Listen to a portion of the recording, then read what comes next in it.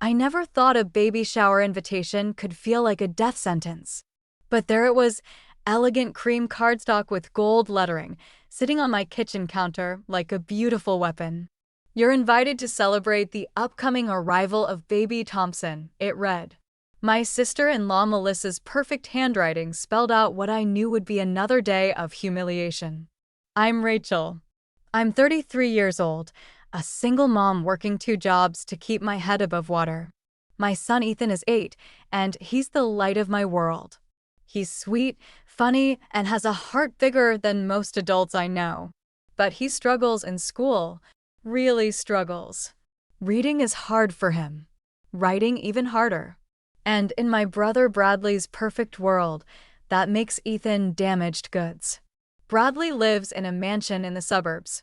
He drives a BMW and wears suits that cost more than my monthly rent. He married Melissa, a socialite with a trust fund and connections that opened every door in town. They're expecting their first child, and according to the family, this baby will be the golden grandchild my father never lived to meet. Our father Henry died 2 years ago.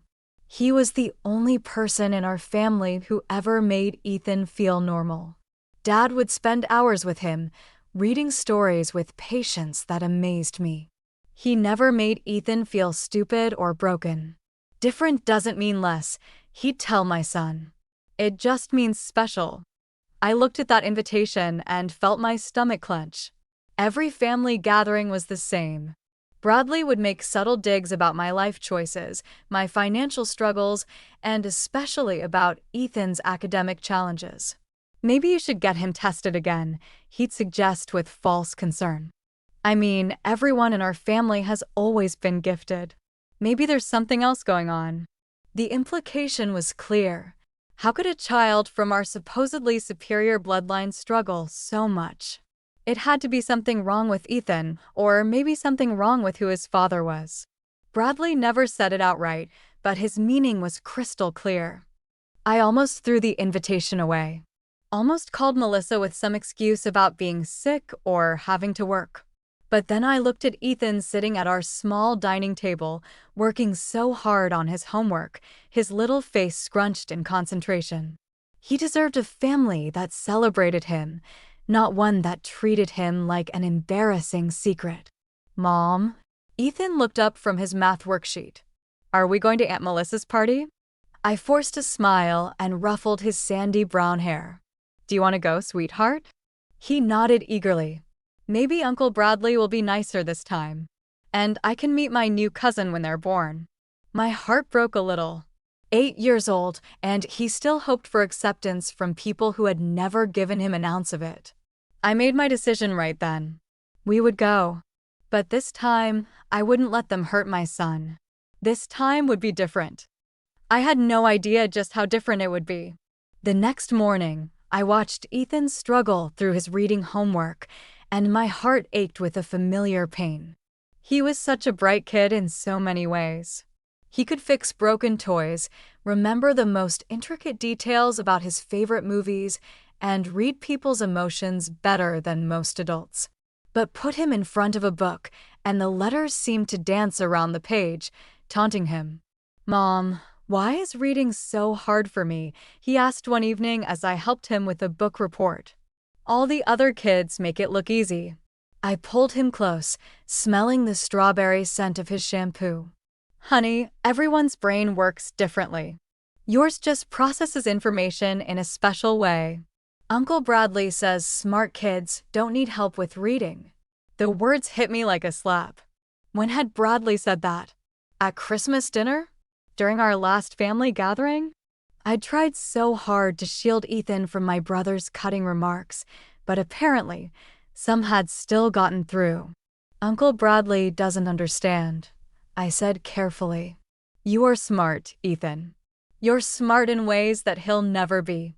That was the truth. Ethan had an emotional intelligence that was remarkable. He could sense when people were sad or upset. He remembered birthdays and asked thoughtful questions about people's lives. He was kind in a way that couldn't be taught or faked. Ethan looked up at me with those big brown eyes that reminded me so much of my father. Grandpa Henry understood, didn't he? He did, I whispered, fighting back tears. He understood perfectly. Dad had died suddenly, a heart attack that took him in his sleep. But in the weeks before he passed, he'd spent countless hours with Ethan. They had special projects together, secret conversations that made Ethan giggle. Dad would tell him stories about famous people who had learning differences, about how being different was actually a superpower in disguise. Mom, can I show you something? Ethan disappeared into his room and came back with a small wooden box that I recognized as one of Dad's treasures. Grandpa Henry gave me this before he went to heaven. He said to keep it safe and only open it if someone ever made me feel bad about being different. I'd never seen this box before. It was about the size of a jewelry box, carved with intricate patterns that Dad had always admired. What's inside, sweetheart? Ethan shook his head. Grandpa said I'd know when it was time. He said the box would help me be brave when brave was hard. I kissed his forehead, amazed by my father's wisdom even beyond the grave. He'd somehow known that Ethan would need extra armor for the battles ahead. As I tucked Ethan into bed that night, he looked up at me with determined eyes. Mom, I want to go to the baby shower. And I want to write something nice in the book for my cousin. Are you sure, honey? You don't have to if you don't want to. I'm sure, he said firmly. Grandpa Henry always said family is important, even when they don't act like family. My 8-year-old son was teaching me about forgiveness and courage. If he could be brave enough to face Bradley's judgment, then I could be brave enough to stand beside him. Melissa and Bradley's house looked like something from a magazine spread. Perfectly manicured lawn, towering columns, and windows that sparkled in the afternoon sun. Cars lined the circular driveway, BMWs, Mercedes, and other vehicles that cost more than I made in 2 years. Ethan pressed his nose against the window of my 10-year-old Honda as we pulled up. Wow, it's like a castle, he breathed. I smoothed down his carefully combed hair and straightened his one good button-up shirt. Remember what we talked about, okay? You hold your head high. You're just as good as anyone else here. I remember, Mom. We walked up the pristine steps together, my hand protectively on his shoulder. I dressed carefully to my best dress, minimal makeup, nothing flashy that could give Bradley ammunition. The goal was to blend in, survive the afternoon, and leave with our dignity intact. Melissa answered the door wearing a flowing designer maternity dress that probably cost more than my monthly grocery budget. Her blonde hair was styled in perfect waves, and her smile was as polished as everything else about her. Rachel. Ethan, she exclaimed, air kissing my cheek. I'm so glad you could make it. Come in, come in. The foyer was marble and crystal, with a chandelier that cast rainbow patterns on the walls. Guests mingled in the living room, holding champagne flutes and making polite conversation. I recognized most of them Bradley's country club friends, Melissa's sorority sisters, various socialites who'd never spoken to me at family gatherings. And there was Bradley, holding court near the fireplace. He wore a crisp white shirt and khakis, his dark hair perfectly styled. He was telling some story that had his audience laughing appreciatively. When he spotted us, his smile faltered for just a moment before returning to full wattage. Well, look who decided to join us, he said, approaching with his arms spread wide. He hugged me stiffly, then knelt down to Ethan's level. Hey there, buddy. Ready to welcome your new cousin? Ethan nodded shyly. I brought something to write in the baby book. Oh, did you? Bradley's tone was pleasant enough, but I caught the slight smirk. That's very thoughtful. Melissa appeared beside us with a beautifully bound leather album. This is where everyone's writing their wishes for the baby. We'll treasure it forever. I watched as other guests took turns writing elaborate messages in flowing script. Lawyers, doctors, business owners, all of Bradley's successful friends leaving their mark. When the book reached an elderly woman near us, she smiled warmly at Ethan. "Would you like to write something, sweetheart?" Ethan looked up at me nervously. I squeezed his hand encouragingly. "Go ahead, honey. I know you'll write something beautiful." He took the pen with both hands, his face serious with concentration. I could see him forming each letter carefully, his tongue poking out slightly as he worked. The room continued buzzing with conversation around us, but I was focused entirely on my son, watching him pour his heart onto that page. When he finished, he looked up proudly. "I'm done." "Wonderful." Melissa clapped her hands together. "What did you write?" Before I could intervene, Bradley reached over and took the book from Ethan's hands. His eyes scanned the page, and his expression shifted from polite interest to barely contained amusement. "Oh," he said, loud enough for nearby guests to hear. "Well, this is interesting." "Let me read this aloud," Bradley announced, his voice carrying across the room. I always love hearing what the children write. My blood ran cold. I reached for the book, but Bradley had already stepped back, holding it up like he was about to perform. "Dear baby cousin," he read, emphasizing each mispronounced word. "I hope you will be happy and healthy. I can't wait to meet you and PLA with you. You are going to have the best family in the whole world. Love, your cousin Ethan." A few guests chuckled politely. Others looked uncomfortable. Bradley continued, his voice dripping with false sympathy. "Oh, sweetie," he said to Ethan, who was now shrinking behind my legs. "You missed quite a few letters there. Happy has two P's. Can't is spelled with an apostrophe. Wait has an I. Play doesn't have an at the end. Family has an I, not a Y. Whole is spelled WHOLE. And cousin, well, cousin needs an OUS." Each correction felt like a slap. I watched my son's face crumble, his earlier confidence evaporating under his uncle's public criticism. "Bradley, stop," I said firmly, stepping forward. But he wasn't done. He looked around at his captive audience, many of whom were now openly staring. "You know, it's funny. No one in our family has ever struggled like this with basic spelling. We've always been academically gifted. Every single person in the Thompson bloodline has excelled in school." The implication hung in the air like poison. Several guests exchanged glances.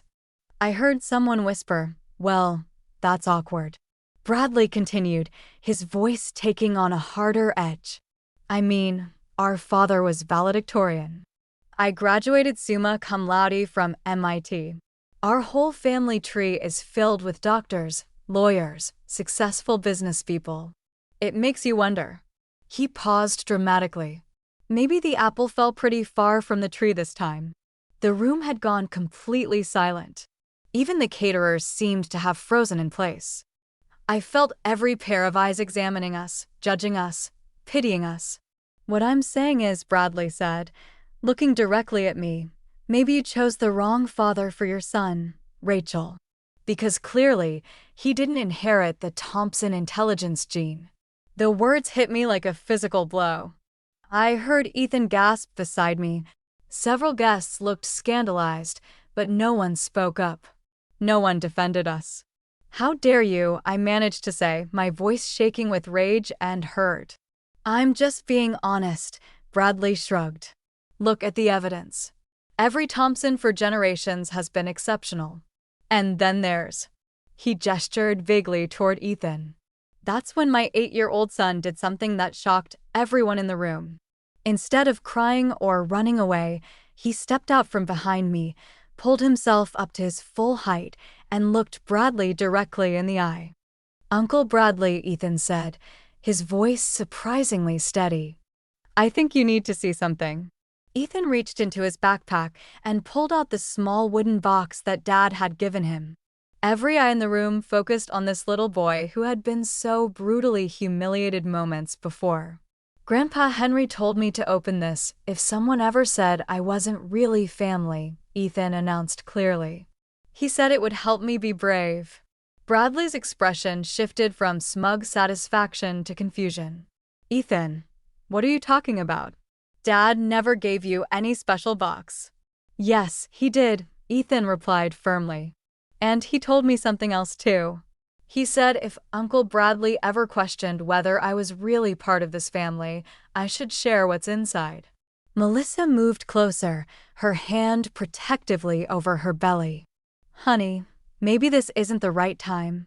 No, Ethan interrupted, showing a strength I'd never seen before. Grandpa Henry said this was important. He said sometimes grown-ups forget who they really are and they need help remembering. I watched my son with amazement and growing dread. What had my father put in that box? What message had he left for this exact moment? Bradley laughed nervously. Come on, buddy. I was just teasing about the spelling. You know I love you, right? But Ethan wasn't swayed by the sudden change in tone. He opened the wooden box with reverent care, and I could see several items inside. There was a folded letter with my son's name on it, another letter sealed with wax marked for Bradley, and something else that made my heart stop. A small USB drive. Grandpa Henry wrote me a letter, Ethan announced to the room. But he also made something special for Uncle Bradley. He said Uncle Bradley needed to remember that families don't hurt each other. Ethan, Bradley said, his voice now tight with something that might have been fear. Why don't you put that away? We can look at it later. No, my son said with quiet determination. Grandpa Henry said if I was ever made to feel ashamed, I should show everyone what's on this computer thing. He held up the USB drive. He said it would help people understand the truth about our family. The room was electric with tension. Guests were pulling out their phones, sensing drama. Melissa looked pale, one hand gripping a chair for support. You know what? Bradley's voice had turned harsh, all pretense of kindness gone. Fine. Let's see what the old man left behind. But I'm telling you all right now, my father wasn't exactly reliable toward the end. The medications, you know, made him paranoid, confused. Even as he spoke, I could see sweat beading on my brother's forehead. His hands were shaking slightly as he gestured dismissively. Grandpa wasn't confused, Ethan said firmly. He was very clear about everything he told me. He said Uncle Bradley needed to stop pretending to be someone he wasn't. That's enough. Bradley snapped. I won't be lectured by a kid who can't even spell happy. The cruelty in his voice silenced the room completely. And that's when my precious son, my brave little boy, looked his uncle in the eye and delivered the words that would change everything. Grandpa Henry says you can't spell either, Uncle Bradley. He says you've been lying about it your whole life. The silence that followed Ethan's words was deafening. Bradley's face went from red to pale in a matter of seconds. What exactly did your grandfather tell you? Melissa asked quietly, moving closer to Ethan. Ethan looked at the USB drive in his small hands. He said if any grown-ups didn't believe me, I should ask them to plug this into their computer. He made a special movie just for Uncle Bradley. A movie? Bradley's voice cracked slightly. That's ridiculous. Dad barely knew how to use a computer, let alone make videos. But I remembered my father differently. He'd been surprisingly tech-savvy for his age, always watching YouTube tutorials and figuring out new gadgets. If he'd wanted to make a video, he absolutely could have. Melissa looked around the room at her stunned guests. Maybe we should. No, Ethan said firmly. Grandpa Henry said it was important that everyone see it. He said lies hurt whole families, not just the people telling them. One of the male guests stepped forward. I have a laptop in my car if you need it. That won't be necessary, Bradley said quickly. Look, this is getting out of hand. It's just a child's imagination. I'll get my laptop, the man said, ignoring Bradley's protests. This poor kid deserves to be heard. Within minutes, the laptop was set up on Melissa's pristine coffee table. The room full of wedding guests gathered around like spectators at a boxing match. Ethan handed over the USB drive with solemn ceremony. "Wait," Bradley said desperately. "Whatever's on there, it's probably just old family photos or something. Dad was always recording random things. This is embarrassing for everyone." The video file opened, and suddenly my father's face filled the screen. He was sitting in his study, looking directly into the camera with an expression I'd never seen before. Cold, determined, and deeply sad. "If you're watching this," Dad's voice came through clearly, "it means Bradley has done what I feared he would do. He's attacked a child for the very thing he's spent his entire adult life hiding." Every eye in the room turned to Bradley, who was now visibly sweating. Dad continued, "Bradley, I've kept your secrets for 30 years. But I won't let you destroy Ethan the way your shame almost destroyed you." The camera angle shifted, and I gasped. Dad was showing documents spread across his desk. Even from across the room, I could see official letterheads and what looked like transcripts. "You didn't graduate from MIT, son," Dad said calmly into the camera. "You didn't even finish community college. You paid someone to create fake transcripts and a fake diploma. I found the receipts in your room when you were 25.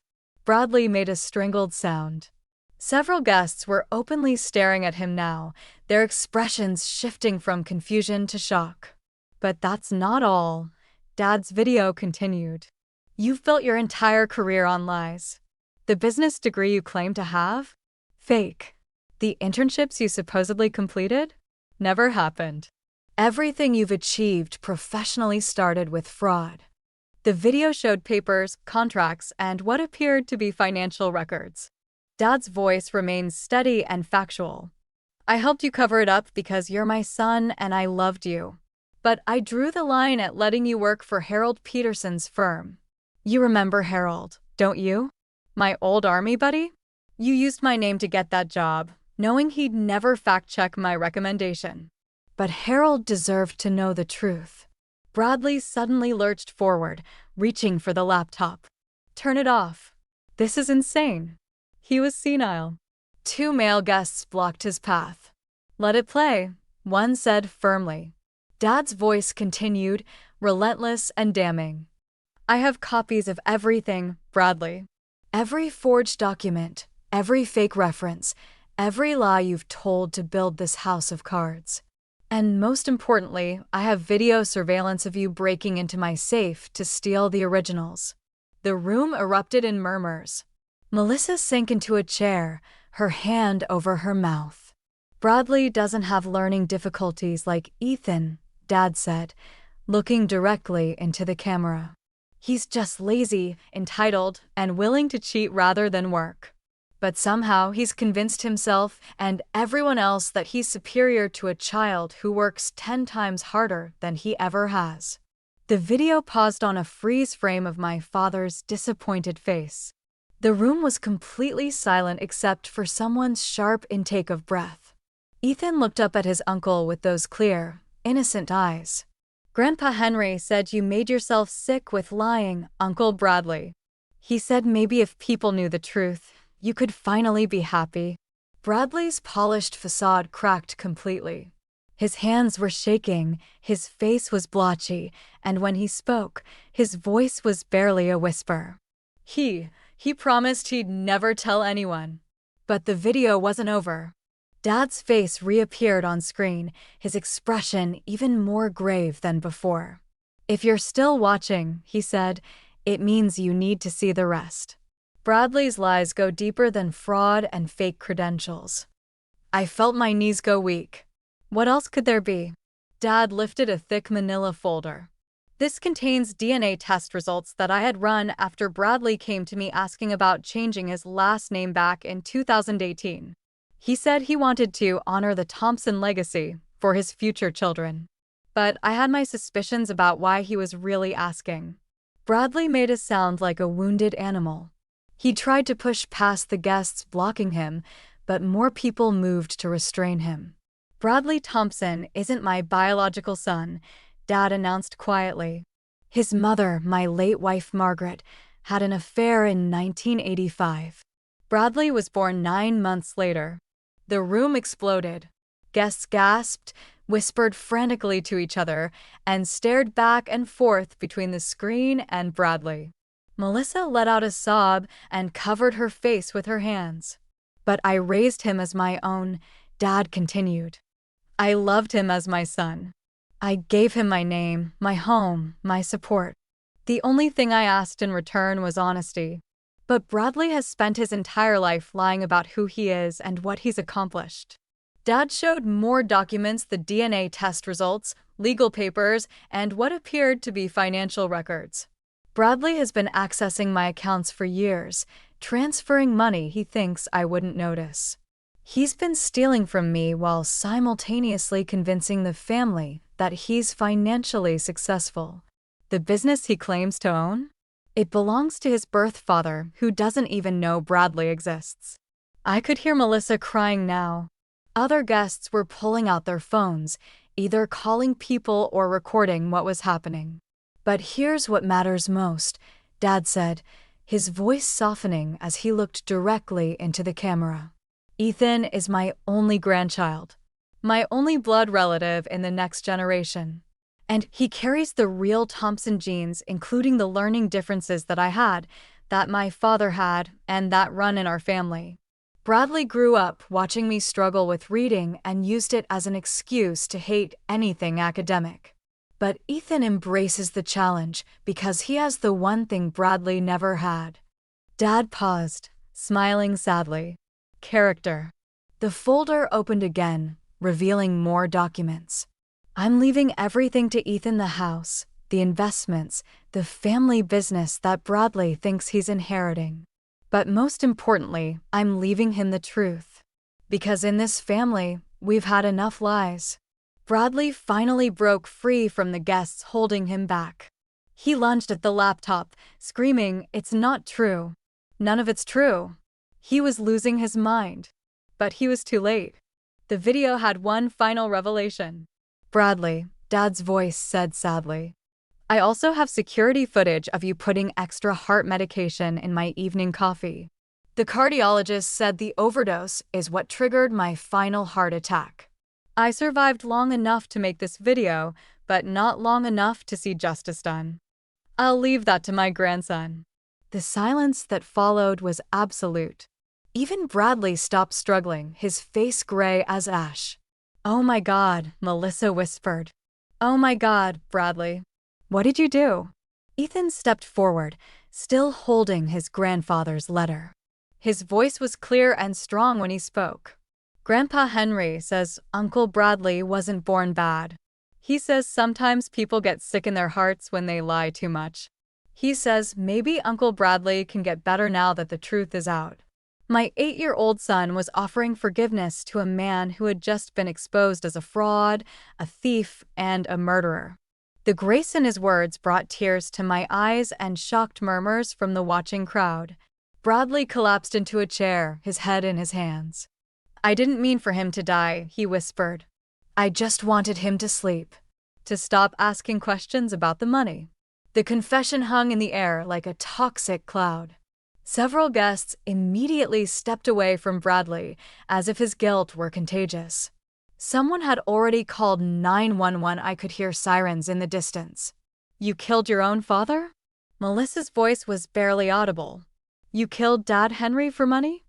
Bradley looked up, his face streaked with tears and desperation. "It wasn't supposed to happen like that. He was asking too many questions about the accounts. I thought if I just gave him something to make him sleep more, maybe he'd stop being so sharp, so suspicious. I never meant." "You gave him extra heart medication," I said, my voice deadly calm. "He had a serious heart condition, Bradley. You knew that would kill him." "I didn't know," he shouted. "I'm not a doctor. I just wanted him to stop interfering with my life." Ethan moved closer to me, and I wrapped my arms around him protectively. Even now, after everything he'd revealed, my son looked sad for his uncle rather than angry. "The police are coming," someone announced from near the window. Bradley's head snapped up. "You called the police? This is family business." This is. This is murder, Melissa said flatly. She stood up slowly, her hand supporting her pregnant belly. And fraud. And theft. And I have no idea who I married. More sirens wailed outside. Through the large windows, I could see neighbors coming out of their houses to see what was happening. Bradley's perfect life was literally crumbling before our eyes. Melissa, please, Bradley begged, reaching for his wife. I did all of this for us. For our family. I wanted to give you everything you deserved. She recoiled from his touch. You built our entire marriage on lies. Our house, our lifestyle, our social status, it's all stolen. Even your name isn't real. My name is real. Dad adopted me. I'm still a Thompson. You're a murderer, said one of the male guests coldly. And from what we just heard, you've been stealing from the man who raised you for years before you killed him. The police were at the door now. I could hear official voices, see uniforms through the windows. Reality was crashing down on all of us. Ethan tugged on my dress. Mom, what happens now? Before I could answer, Melissa spoke up. The will, she said suddenly. Oh God, the will. How long have you known about Dad Henry's real will? Bradley's silence was answer enough. You've been lying about that too, haven't you? She continued. You told me we inherited the house and the business. But Ethan is the real heir. I felt dizzy. My father had left everything to my son? The man who'd always seemed to favor Bradley had actually seen through him completely? The front door opened, and police officers entered. They took one look at the room full of shocked guests, the still glowing laptop screen, and Bradley's guilty expression, and immediately called for backup. Sir, the lead officer addressed Bradley, we're going to need you to come with us for questioning. This is based on the ravings of a dead man. Bradley protested. You can't arrest me because of some video. Actually, said another guest, holding up his phone, I recorded the confession you just made. The part where you admitted to giving him extra heart medication. Bradley's face went completely white. As they handcuffed him, he looked one last time at Ethan. I never meant to hurt anyone, he said, and for the first time, I heard genuine remorse in his voice. Ethan stepped forward, still holding his grandfather's letter. Uncle Bradley, he said softly. The officers paused. Everyone held their breath. Grandpa Henry forgave you in his letter, Ethan said simply. He wrote that he hoped someday you'd forgive yourself too. Even the hardened police officers looked moved by my son's words. Bradley broke down completely, sobbing as they led him away. The aftermath of Bradley's arrest was swift and thorough. Within hours, police had seized his computers, financial records, and everything else Dad's video had mentioned. The fake diploma came down from his office wall. The forged transcripts were confiscated. The business contacts who'd been fooled for years were notified. Melissa sat in her kitchen, surrounded by the debris of her shattered life, holding my father's real will in shaking hands. Your son is rich, she said numbly. Really rich. The house, the investments, the business shares, it's all his. I've been living in your 8-year-old's house. I didn't know what to say. The numbers on the inheritance documents were staggering. Dad had been far wealthier than any of us had realized. What about you? I asked her gently. What about the baby? She laughed bitterly. What about us? I'm married to a murderer who built our entire life on lies. My child's father killed their grandfather for money. Every friend we have will know about this by tonight. Our reputation, our social standing, our financial security, it's all gone. Ethan, who had been unusually quiet since the police left, suddenly spoke up. Aunt Melissa? She looked down at him, her eyes red from crying. Grandpa Henry wrote something about you in his letter, Ethan said carefully. He said you were good inside, and that wasn't your fault. Uncle Bradley lied to you too. Melissa's composure cracked again. He barely knew me. Grandpa Henry was good at seeing people's hearts, Ethan replied seriously. He said hearts don't lie, even when mouths do. I knelt down beside my son, amazed by his wisdom. What else did Grandpa say in your letter, sweetheart? Ethan unfolded the handwritten pages carefully. He said I should share our house with family who need help. He said money is just paper, but family is forever. He looked up at Melissa with those clear, trusting eyes. He said if Uncle Bradley couldn't be family anymore, maybe you and the baby could learn how with us. Melissa stared at him in shock. Ethan, honey, I was mean to you. I laughed when your uncle made fun of your spelling. I don't deserve. Grandpa says everybody deserves chances to do better, Ethan interrupted. He says that's what forgiveness means. The truth was, I'd been thinking the same thing. Melissa had been cruel, but she'd also been manipulated by Bradley for years. She was carrying a child who would be Ethan's cousin, innocent of their father's crimes. The legal situation is complicated, I admitted. But if you want to stay in the house until the baby comes, until you figure things out. Ethan is right. Dad would have wanted that. Melissa broke down sobbing again, but this time it was relief mixed with the grief. I don't understand. Why would you help me after how we treated you? Ethan answered for both of us. Because that's what real families do. Later that evening, after the guests had gone and the police had finished their initial investigation, I sat with my son on the front steps of what was apparently now his house. The sun was setting, painting the sky in brilliant oranges and pinks. How do you feel, Mom? Ethan asked, leaning against my shoulder. Confused, I answered honestly. Sad for Uncle Bradley. Proud of you. Grateful to Grandpa Henry. Worried about what comes next. Grandpa said change is scary but good, Ethan said. He said sometimes you have to break things that look pretty on the outside so the real pretty can grow. I hugged my son tighter. You're very wise for 8 years old. Grandpa taught me, he said simply. He said the best lessons come from people who love you, not from people who want to impress you. As we sat there watching the sun set over our new life, I realized my father had given us more than money or property. He'd given us the truth and the strength to handle it. He'd shown us that real family isn't about bloodlines or achievements or perfect spelling. It's about love. It's about forgiveness. It's about standing up for each other when the world tries to tear you down. My 8-year-old son had taught a room full of adults about courage and grace. And tomorrow, we'd start building the kind of family my father had always dreamed of, one based on truth instead of lies, love instead of judgment, and acceptance instead of shame. 3 months later, our lives had settled into a routine that would have seemed impossible that day at the baby shower. Melissa lived in the guest wing of the house, my son's house.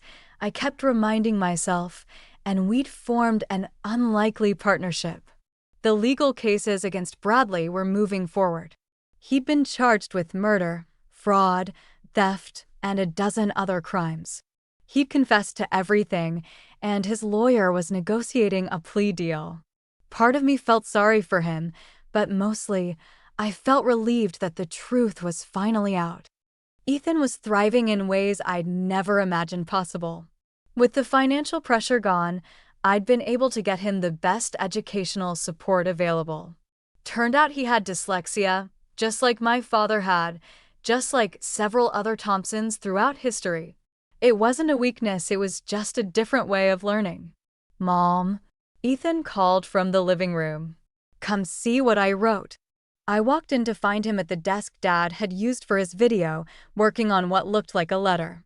His handwriting was still shaky, and there were definitely spelling errors, but the improvement was remarkable. I'm writing to Uncle Bradley in jail, he explained seriously. I wanted to tell him about the baby and how Aunt Melissa is doing.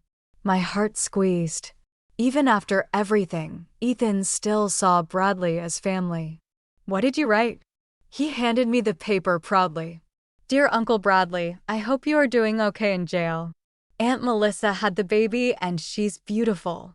Her name is Hope because Aunt Melissa says that's what she represents. We're all living together now and taking care of each other, like Grandpa Henry wanted. I practice reading every day and I'm getting better. Aunt Melissa says you're getting better too by telling the truth now. Maybe when you get out, we can all be a real family. Love, your nephew Ethan. P.S. I still make spelling mistakes, but Mom says that's okay because my heart spells everything perfectly. I had to sit down. My son's capacity for forgiveness continued to amaze me. That's beautiful, sweetheart. Very thoughtful. Melissa appeared in the doorway, baby Hope sleeping in her arms. At 6 weeks old, the baby was already showing signs of the Thompson family features: dark hair, thoughtful eyes, and what my grandmother used to call an old soul's wisdom. He writes to his uncle every week, Melissa said softly. The prison says Bradley keeps every letter. Apparently, they're the only mail he gets. Do you think he'll ever come back? Ethan asked. Melissa and I exchanged glances. Bradley was facing life in prison. Even with a plea deal, he wouldn't be out for decades. I don't know, honey, I said truthfully, but if he does, he'll find family waiting for him. That evening, after Ethan was asleep and the baby was down for the night, Melissa and I sat in Dad's study. We'd kept it exactly as he'd left it, and sometimes I felt like I could still sense his presence there. I never thanked you properly, Melissa said quietly. For letting me stay. For helping with the medical bills.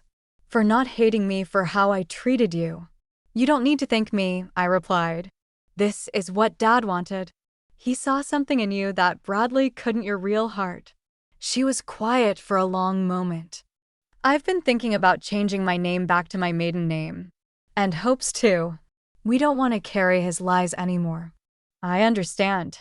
But I was wondering, would it be okay if we kept Thompson as our middle names? To honor Dad, Henry? To stay connected to Ethan? I smiled, feeling my father's approval like a warm presence in the room. I think he'd love that. Later, as I was turning off the lights downstairs, I found Ethan's spelling homework on the kitchen table. At the top, his teacher had written, "Excellent effort. You're improving so much." The assignment was to write about your hero. Ethan had written about his grandfather, with only a few spelling errors. My Hero by Ethan Thompson. My hero is my Grandpa Henry, who is in heaven now. He taught me that being different is special. He taught me that families should love each other even when it's hard. He taught me that the truth is more important than looking perfect. Grandpa Henry saved our family even after he went to heaven. He showed us that real love never dies and that brave kids can change the world. I want to be brave like Grandpa Henry and always tell the truth even when it's scary. The end. At the bottom, his teacher had added, "Your grandfather sounds like a wonderful man. You clearly learned from the best." I thought about that first day at the baby shower, when Bradley had humiliated Ethan for his spelling. Now my son's imperfect words were more powerful than any of his uncle's polished lies had ever been. The next morning, I watched Ethan help Melissa with the baby, saw him carefully sound out words from his reading book, witnessed him show patience and kindness to everyone he met. He was growing into exactly the kind of man my father had hoped he'd become. And sometimes, in quiet moments, I could swear I heard Dad's voice whispering, "Well done, grandson. Well done." The truth had set us free. It had torn apart a family built on lies and allowed us to build a new one based on love. And it had all started with an 8-year-old boy who was brave enough to speak up when speaking up was hard. That little wooden box my father left behind had contained more than evidence of Bradley's crimes. It had contained the power to reclaim our family story and write a new chapter, one where differences were celebrated, truth was valued over appearance, and love always won in the end. As I tucked Ethan into bed that night, he looked up at me with those wise eyes and said, "Mom, do you think Grandpa Henry is proud of us?" I kissed his forehead and smiled. "I think he's more proud than words can express, sweetheart. And I think he's watching over all of us, you, me, Aunt Melissa, Baby Hope, and even Uncle Bradley. Good, Ethan said sleepily, because I want him to know that I remember everything he taught me, especially the most important thing. What's that, baby? That families are strongest when they're honest. And that love is the only spelling that really matters.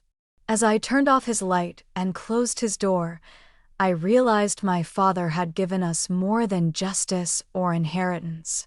He'd given us the blueprint for becoming the family we were always meant to be. And it all started with a little boy brave enough to open a box and share the truth.